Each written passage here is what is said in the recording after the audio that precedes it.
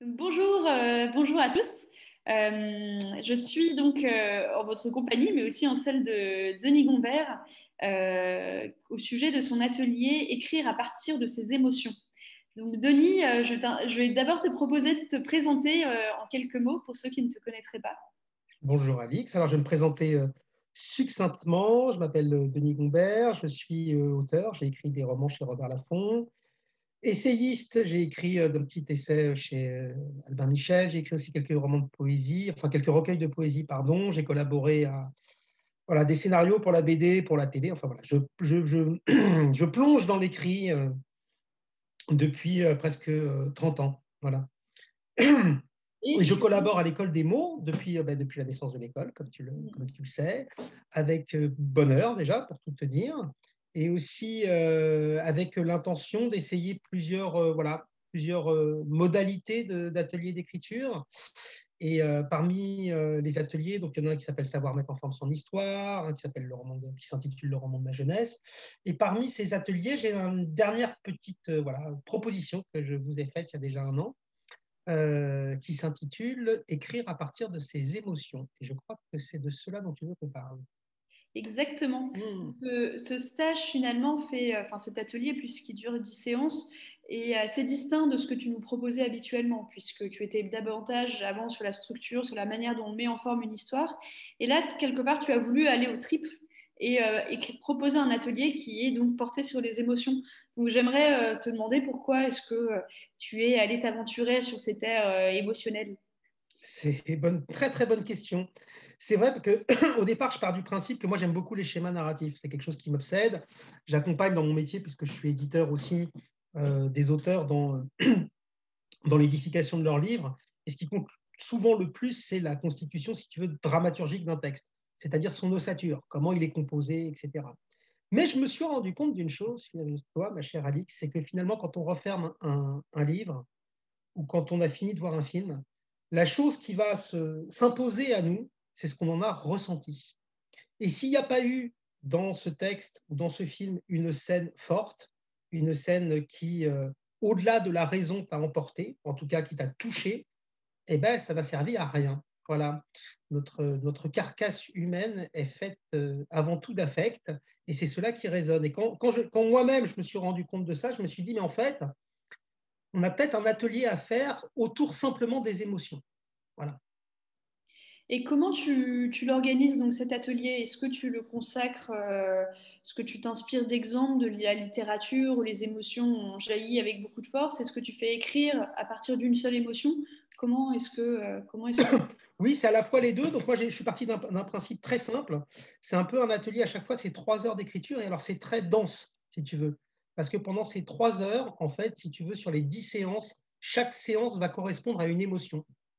La joie, la tristesse, la jalousie, la colère, la peur, etc. Donc, si tu veux, c'est un peu foufou, tu sais, on va se mettre un petit peu dans l'ambiance, voilà, en se questionnant à l'intérieur de soi pour savoir comment on réagirait par rapport à telle ou telle situation.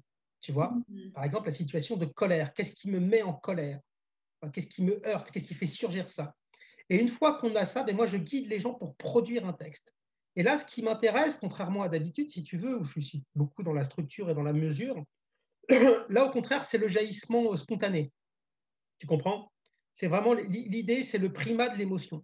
Parce qu'une fois qu'on a ce primat de l'émotion, on pourra toujours le retravailler. Mais à l'inverse, on n'arrivera jamais à trouver une sincérité du propos, tu vois, quand on a un truc qui est trop bien bordé. Voilà. Donc, je suis revenu à, oui, oui, à quelque chose qui, tu vois, qui frappe un peu, donc qui demande un engagement aussi de la part des gens qui sont avec moi pour qu'ils voilà, sortent d'eux quelque chose qui soit fort. Voilà.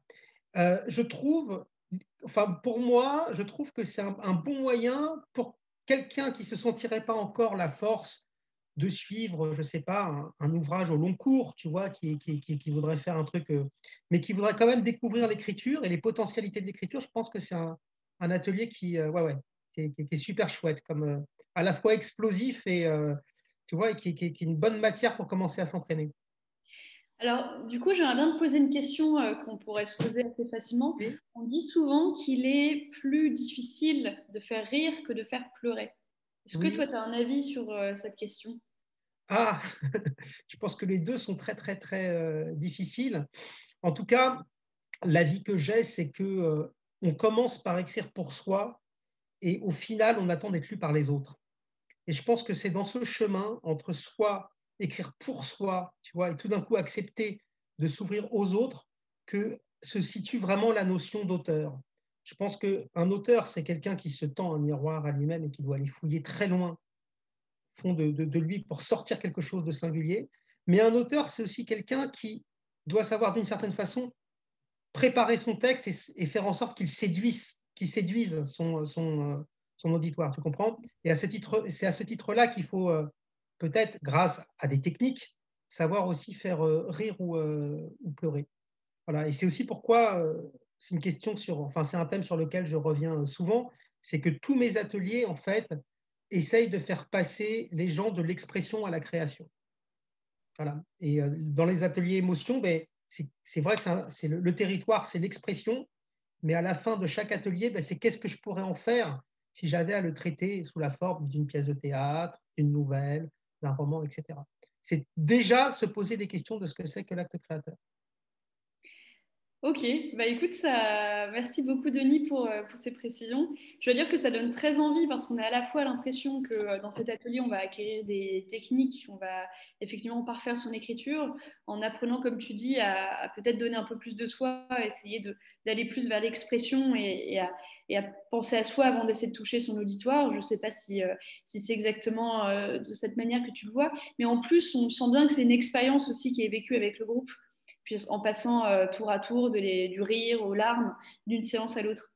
Oui, oui, c'est ce qui me plaît beaucoup dans l'aventure des ateliers, c'est que il y a un truc qui est très curieux dans les ateliers d'écriture, c'est que tu commences un atelier d'écriture avec des gens que tu ne connais pas du tout, et au bout de 2 heures, parce qu'il y a cette charge justement émotionnelle et parce que les thèmes qui sont convoqués ben, ne peuvent pas supporter une forme de trahison ou de mensonge, on est là pour être honnête, pour voir ce qui sort, et ben, tout d'un coup, il y a une très grande proximité, tu vois, de sympathie, voire amicale qui se crée, et nos groupes fonctionnent très très bien. Alors, on a l'impression de vivre oui, oui, une petite aventure collective également. Bah, sur ces mots, je propose de conclure. Merci beaucoup, Denis. Merci Ben, à toi merci à toi, Alix. Vive les mots, vive les mots. et vive Salut. les émotions.